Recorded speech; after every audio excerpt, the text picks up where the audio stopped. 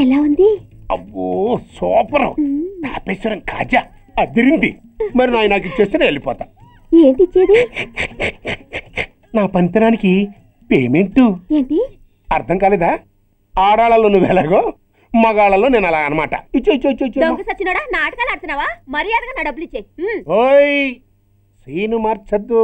ఇప్పుడు నువ్వు నన్ను రమ్మన్నావా, నేను నిన్ను రమ్మన్నానా? నేనే రమ్మన్నాను. లోపలికి వచ్చి నేనేమన్నాను? ఎంత అన్నావు? నువ్వేమన్నావు? 100 అన్నాను. కదా అంటే నా పర్సనాలిటీకి నువ్వు కట్టిన రేటు 100 అన్నమాట. అదే నేను అడిగాను. ఇచ్చేమ్మా. ఏంట్రా ఓవర్ చేస్తున్నావు?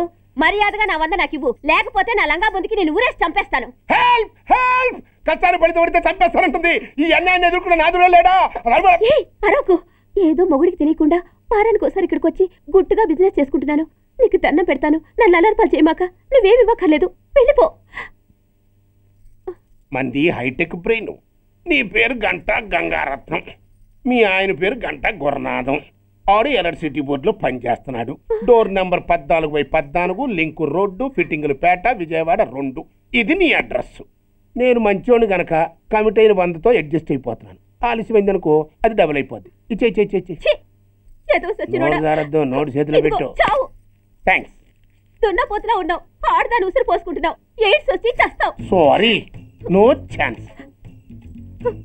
హెల్మెట్ లేకుండా నేను యుద్ధానికి వెళ్ళను. ఎత్ర నారీ వర్ధంతే తత్ర జీవనం సుఖాస్మనం. అంటే నాకేం తెలుసు? ఎప్పుడో విన్నాను, ఇప్పుడు అనాలనిపించింది అన్నాను. వస్తాను.